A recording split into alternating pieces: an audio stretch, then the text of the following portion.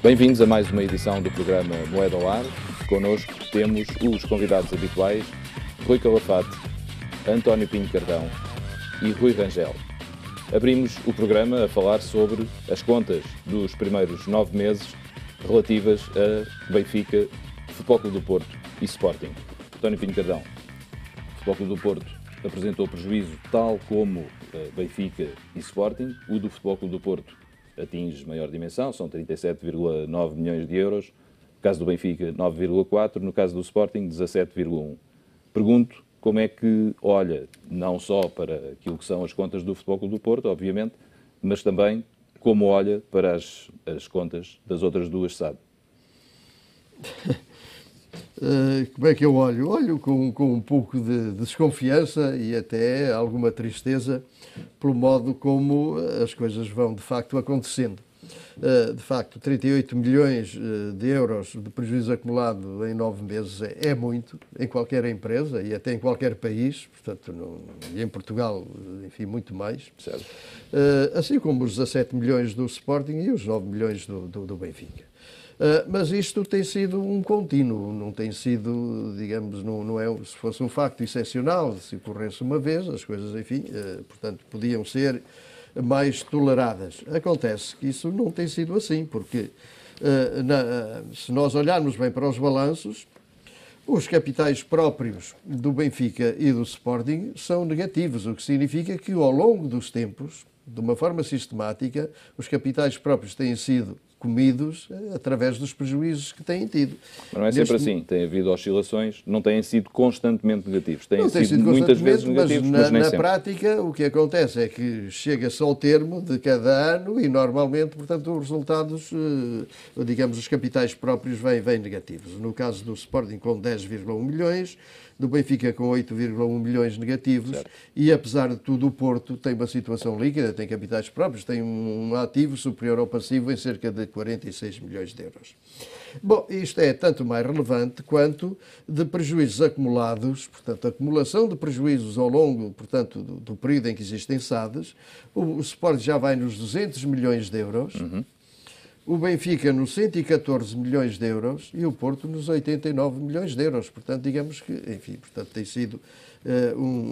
tem sido prejuízos continuados, eventualmente, ou melhor, eventualmente não, no caso do Porto, com alguns resultados positivos pelo meio e do Benfica, enfim, também, e o Sporting nos últimos anos. Mas acontece que o Sporting, portanto, neste ano, já reverteu aquela situação que lhe adveio depois do acordo de saneamento ou do certo. Acordo de reestruturação e já passou novamente, portanto, já passou ao vermelho. Neste momento, a justificação que é apresentada no relatório de contas para a dimensão do prejuízo tem a ver com a situação do caso Doyen. Pois está bem, nós arranjamos sempre uma justificação específica para determinado momento, ou porque não se puderam vender jogadores, sim, ou porque houve um facto imobiliário, ou porque houve uma exceção. Isso e a questão das receitas das competições europeias, pois, que obviamente foram menores. Vamos lá ver, isso é uma explicação, mas não é, digamos, uma justificação, certo, porque, claro. Vamos lá ver, as receitas das ligas europeias ou outro tipo de receitas não são receitas certas, claro, são receitas contingentes, eventuais. Aliás, a sazonalidade é também apontada como uma razão, precisamente porque nesta altura a questão das transferências ainda não está resolvida. Não está bem, eu não digo que seja uma razão, uma explicação. Certo, claro, é um argumento. De facto, um argumento, mas que também não tem muita validade. Agora, o que eu vejo é que em Portugal, de facto, não é possível ter uma presença mínima razoável nas competições europeias, senão à custa, de facto, de prejuízos. Porque o que acontece é que as receitas dos clubes estrangeiros são muito maiores que as receitas dos clubes portugueses, claro, por causa da dimensão do país, por causa do mercado, das receitas de televisão, das assistências, etc. Claro. Portanto, nós somos pequeninos, estamos num país pequeno e, portanto, temos, de facto, muito mais dificuldades e muito me admira até, e até tem que se louvar o esforço dos dirigentes que, apesar de tudo, com estes valores, conseguem ter equipas competitivas a nível europeu, como realmente é o caso. Portanto, isto não é tudo negativo, embora, do ponto de vista empresarial, não sejam resultados, enfim, animadores, muito louváveis, mas tendo em atenção que o futebol é a emoção e que apesar de tudo, há uma presença razoável em termos europeus e marcante.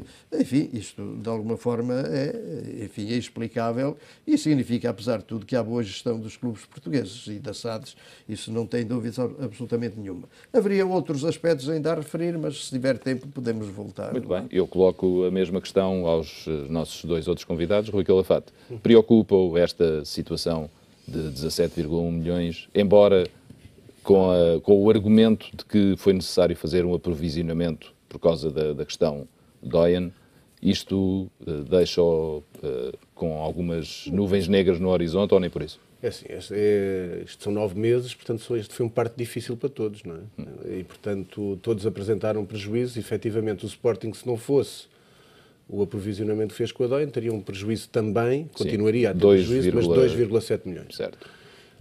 Aqui o que conta é que, de facto, os passivos continuam a não baixar, apesar do Sporting ter o passivo mais baixo. O Sporting tem um passivo de 245 milhões, Porto 290 milhões e o Benfica 427 milhões. Não devemos falar do passivo do Sporting. Eu sei. Só de porque tem a ver com os VMOCs. Tem 130 milhões. E, portanto, em boa teoria e em boa prática, tem que adicionar esse valor. Os dois VMOCs. Portanto, ao passivo do Sporting. Mas esse, como sabe, dos VMOCs depois, como sabe, será em 2025, portanto, logo veremos o que é que irá acontecer. Mas para já o passivo, de facto, é este que nós temos. 245 milhões. Mas eu isso não retiro, que seja importância ou não, eu atribuo toda...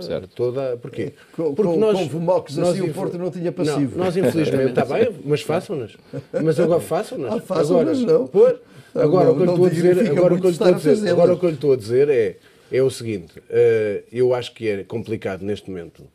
Nós vivemos quase num mundo à parte. É um universo paralelo. Havia um livro antigo de ficção científica que se chamava Universos Paralelos. Isto é um universo paralelo. Nenhuma sociedade, nenhuma empresa portuguesa viveria com estes resultados. E, portanto, o futebol continua a viver um bocadinho acima das suas possibilidades. E, sobretudo, isso vê-se nos custos com o pessoal. Certo. Onde o Sporting, efetivamente, quem cresceu mais em termos de custos, foi o Sporting.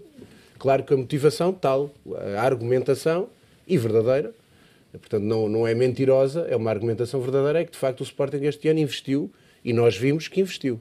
E investiu para andar lá em cima. Mas vem aí vendas de jogadores. Investiu para lá estar em cima, investiu para irmos à Liga dos Campeões, que vamos, e portanto estaremos de alguma maneira compensados, apesar de serem resultados contingentes, temos uma base logo de trabalho com a verba da Liga dos Campeões. Agora, mas não com a compensação do título, que era não temos a compensação do título, que era essa que era mais importante, não a tivemos. Agora, o que é importante é o seguinte, é que para todos, seja Porto, seja Sporting, seja Benfica, seja com custos de pessoal, seja com os passivos que têm, o Sporting, o Benfica e o Porto vão ter de vender jogadores. Certo. E se não os vender, vamos ter problemas. Portanto, o que a mim não me custa, a mim, ainda no outro dia estava a falar com o Rui até depois do programa, que é o seguinte, a mim não me incomoda, claro que eu gostava de ter os jogadores todos bons que nós temos para o ano ganharmos a série. Só que também está na altura do Sporting, e é este que é o mérito que o Jesus teve em 6 anos que teve no Benfica, é que com o trabalho do Jesus havia grandes vendas todos os anos no Benfica. Certo. Portanto, a valorização dos jogadores. A valorização do espaço dos jogadores. E, portanto, a mim, se sair um jogador do Sporting por 30 milhões, ou acima de 30 milhões, se nos habituarmos todos os anos a vendermos um jogador por 30 milhões, acho que é um excelente sinal para o Sporting, é sinal que continuamos a ter qualidade, continuamos a ter competência e continuamos a lutar. E estamos um bocadinho mais em cima. Quando nós sabemos, e temos um bom exemplo, por exemplo, o Porto este ano ficou em 3º lugar, mas houve um ano em que o Sporting já ficou em 7º. Quando ficámos em 7º, claro que os jogadores desvalorizam. Passa-se este ano com o Porto, está com alguma dificuldade, e já lá vamos, mas com algumas dificuldades, porque não fez a carreira, e até a carreira internacional que fez noutros anos. E, portanto, para mim, se nós vendermos um jogador que, em princípio, tudo indicará, será o Slimani, até por causa da cláusula de rescisão que é baixa para os clubes ingleses. Portanto, se os adeptos sportinguistas se habituarem a terem todos os anos vendido um jogador de 30 milhões, nós temos a certeza que, mais ou menos, as contas serão sempre equilibradas. Se calhar não darão para baixar aquilo que nos interessa no passivo. Mas em termos de equilíbrio das contas poderá ser importante. O Rangel. Não sei se está preocupado, tendo em conta que há questões ainda por acrescentar às contas, e aliás, não só às do Benfica, mas também às outras. Pergunto-lhe se isto para si é inesperado, se considerava que os resultados de 9 meses seriam positivos e não com este cariz negativo. Deixa-me começar por aquela nota de rodapé que Sporting queixa-se da sentença sobre a DON em prejudicar as contas. De facto, o Sporting não tem que se queixar da sentença, o Sporting tem que se queixar dele próprio, da forma como geriu este dossiê. E, portanto, este dossiê, naturalmente, que tinha que ter reflexos nas contas do Sporting. Mas porque, de facto, o Sporting geriu muito mal o dossiê com a DOI. Portanto, não é com a sentença. O Estado de Direito funciona assim, certo, e, portanto, não se queixa da sentença. E o prejuízo isso tem reflexo. O prejuízo do Benfica não me preocupa. Explico-lhe porquê. Não está contabilizado lá o Renato Sanches, a venda, nem as receitas que vêm da Liga dos Campeões. Não estão lá as duas. Se estivessem, portanto, aquilo é ficcionado. Porque se estivessem lá contabilizado as contas do Renato e as contas da Liga dos Campeões, o Benfica, como teve anteriormente, foi o único que teve resultados positivos, teria neste momento... Ou seja, vêm aí resultados anuais positivos. Exatamente. Pronto, primeiro dado. Isto não significa que não se diga que todos os clubes, até se quiser os clubes mais baixos, vivem todos acima dos seus orçamentos. Certo. Vivem num mundo à parte. Mas também outro dado que é importante, nós não podemos, embora sejam contas auditadas, embora sejam contas, digamos, fiscalizadas pela CMVM, embora seja tudo isso, mas não podemos ter aqueles critérios contabilísticos de rigor, não é de rigor, bem, não é bem de rigor, mas aquela disciplina orçamental que existe no mundo empresarial, no tecido empresarial, certo, não é transferível, do meu ponto de vista, para achados. Porquê? Porque, obviamente, tem a componente do futebol. Porque são emprestados com uma característica e uma peculiaridade muito própria. E, portanto, enquanto houver futebol, havemos de dizer sempre isto. Os clubes vivem acima das suas possibilidades. Vivem acima das suas capacidades. Resultados próprios negativos. Com prejuízos aqui. Isto é a vida dos clubes.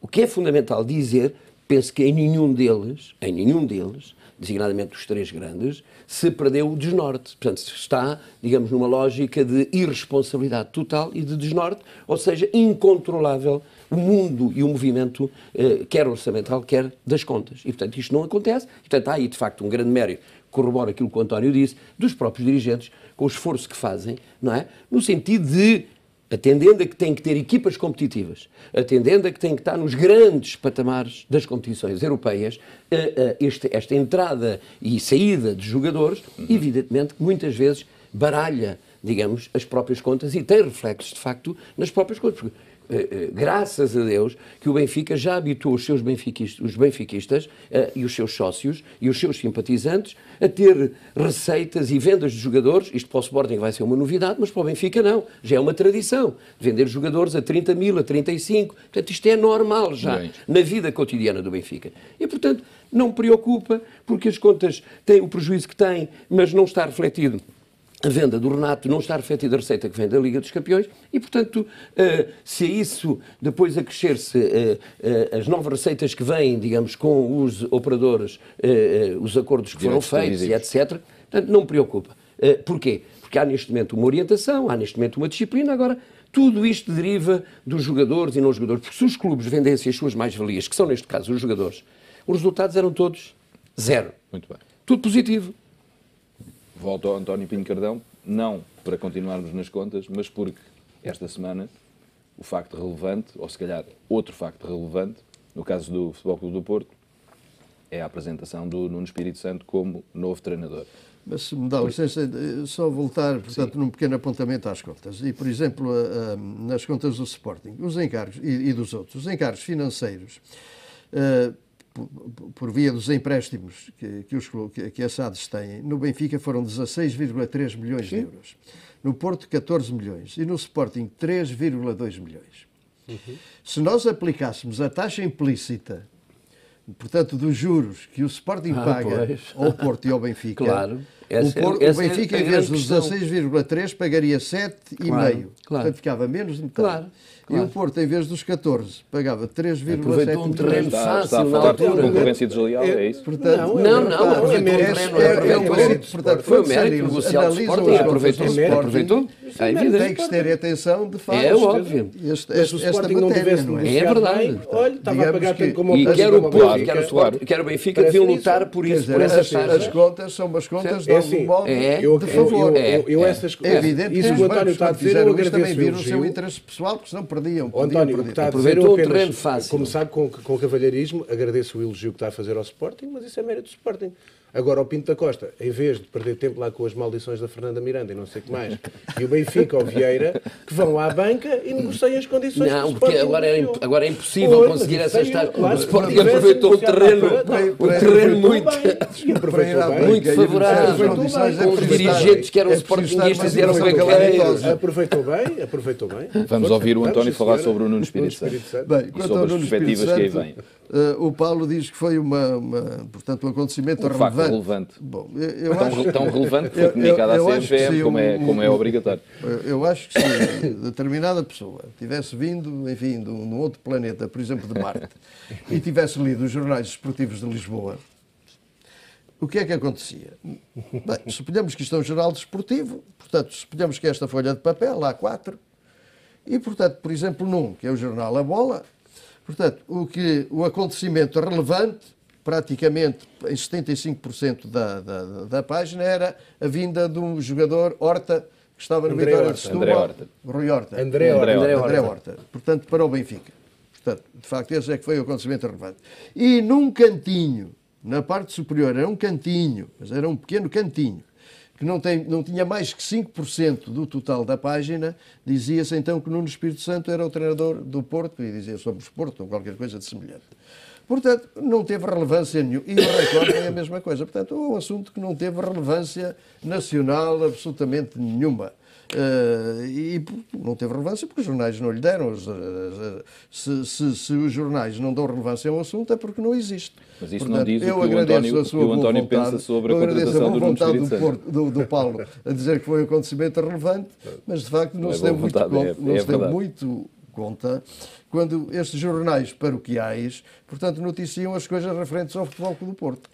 Curiosamente, num desses jornais, eu não vou dizer o nome, nas páginas anteriores tinha uma página inteira com declarações em grande destaque, com declarações do jogador chamado Figo. Pinto da Costa devia dar espaço a outros. Portanto, só tem ganho milhar. É que foi o acontecimento relevante.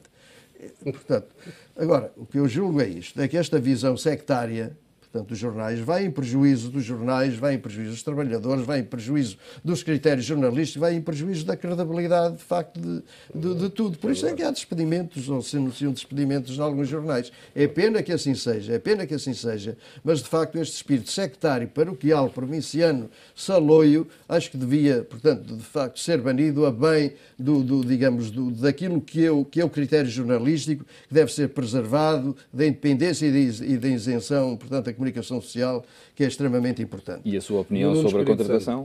A minha opinião sobre a contratação, enfim, isto é como nas melancias ou nos bolões, depois de facto veremos. O que acontece é que naqueles treinadores que têm passado, que de alguma forma passaram pelo Porto, a direção do Porto não se tem enganado. Eu estou-me a lembrar, por exemplo, do André Vilas Boas, portanto, que passou pelo Porto. Estou-me a lembrar do Vítor Pereira. E o Lopetegui e o Peseiro. E, de facto, isso realmente funcionou. O Lopetegui e o Peseiro... Nem sempre se engana e nem sempre acerta. Nem sempre se engana e nem sempre acerta. Claro. O que é, não é engana, apenas... Mas não pertence apenas ao Futebol Clube do Porto. Que acerta sempre mais vezes. Por exemplo, no Paulo Fonseca, que se diz que foi um grande erro do Pinto da Costa. Eu acho que não foi um erro grande do Pinto da Costa.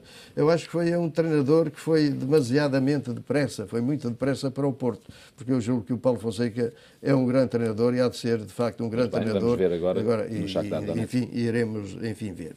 Quanto, digamos, ao Nuno Espírito Santo, não sei se o Espírito Santo é para competir com Jesus, talvez seja, portanto, no Futebol Clube do Porto. Não sei, não faço ideia. Digamos que ele tem uma carreira ainda muito curta. No Rio Ave conseguiu ir à final da Taça de Portugal e à final da Taça da Liga. No Valência conseguiu ser o quarto classificado, teve uma boa performance na primeira época na Liga dos Campeões. Chegou a eliminar o Mónaco do Leonardo Jardim, creio que não sei se foi numa eliminatória ou num play-off da Liga dos Campeões. Mas, enfim, não sei, estou expectantante. Não estou otimista, nem estou pessimista. Espero que as coisas de facto, enfim, corram bem. Agora, o que eu julgo é que um treinador que eu gostaria de ver no Porto, porque seria um treinador motivador e motivante, quer para jogadores, quer para os associados, adeptos, etc., seria o André Vilas Boas. Okay. Portanto, até pelo passado que já teve no Porto, porque é um treinador ganhador, e esse até se desculpariam alguns erros. Com o Nuno Espírito Santo, eu julgo que qualquer erro que ele tenha, vai ser maior. Ninguém vai desculpar, e isso é que é o grande problema e que ele pode levar a direção a ter que fazer chicotadas psicológicas. Vamos ouvir os rivais. Vou pedir aos dois Ruis que digam 2 frases antes de irmos para intervalo a propósito do Nuno Espírito Santo. Eu vou dizer o seguinte, acho que não é um treinador, para o Porto, esteve no Porto, mas acho que não é o treinador que está que encante. E, portanto, acho que se calhar uma massa adepta do Porto, neste momento para lá do Vilas Boas, se lá caísse o Leonardo Jardim, que pode sair do Mónaco, ou um Marco Silva, seria muito mais aliciante do que o Nuno Espírito Santo. Depois dizer outra coisa que ninguém disse, que é uma expressão que hoje já não se usa, é que o Nuno Espírito Santo é um treinador de empresário. Esta é a verdade. É um treinador de empresário. Foi colocado no Rio Ave pelo Jorge Mendes e foi colocado no Valência pelo Jorge Mendes. É isso que eu quero aqui dizer. É que eu acho que uma das bases deste acordo, que é isto que agora vai ser o grande equilíbrio para o futuro, é qual vai ser o papel do Jorge Mendes. O Jorge Mendes tem uma grande ligação com o Nuno Espírito Santo. Todos se lembram dele numa conferência de imprensa, o célebre telefonema, adoro-te, para o Jorge Mendes. E, portanto, eu acho que o Porto, e isto tem a ver com as contas, e com o campeonato que fez neste ano, o Porto não valorizou muitos jogadores. O Porto não está forte em termos financeiros. E vai precisar de apoio de alguém para meter bons jogadores e reforçar a equipa. Porque tenho a certeza que o Jorge Mendes não vai deixar cair o Nuno Espírito Santo. Agora, é outra face da moeda. Como é que um agente de futebol consegue apoiar forte o Porto e ao mesmo tempo dar apoio forte, como tem dado, ao Benfica? Esta é a grande dúvida para a próxima temporada. Coloca a dúvida também ao Rui Rangel. Conforme foram os jogadores para o Valência, quando lá estava o Nuno Espírito Santo, agora vão do Benfica para o Porto. Claro. Rui Rangel. Simples e sintético. Não era expectável que fosse o Nuno Espírito Santo, embora o Presidente Pinto da Costa disse que foi a primeira escolha. Não era expectável. Não era expectável. A primeira escolha era o Jorge. É um jovem. Não tem ainda estaleca e estofo para demonstrar, digamos, ser, por exemplo, treinador do Porto. De qualquer forma, tem ambição, isso é muito positivo. O discurso dele foi um discurso positivo. É um treinador que percebe, de facto, o que é o Porto. Conhece bem o Porto por dentro. Certo. E isto de facto, pode ser uma mais-valia, e, portanto, é um treinador ambicioso e por aí acho que é também uma boa aposta, corro o risco de dizer isto. Evidentemente abre aqui aquela perspectiva de relações, sabia-se publicamente que as relações entre Jorge Mendes e o Porto não eram as melhores, provavelmente neste momento, porque Nuno Espírito Santo, com aqueles jogadores que o Porto tem atualmente, não vai a lado nenhum. Muito bem. E, portanto, ou o Porto compra de facto os jogadores e dá bons jogadores a Nuno Espírito Santo e ele poderá fazer de facto um brilharete. Agora, com aqueles jogadores, nem o Nuno Espírito Santo, nem Jesus, nem ninguém, com os jogadores que o Porto tem. Muito bem.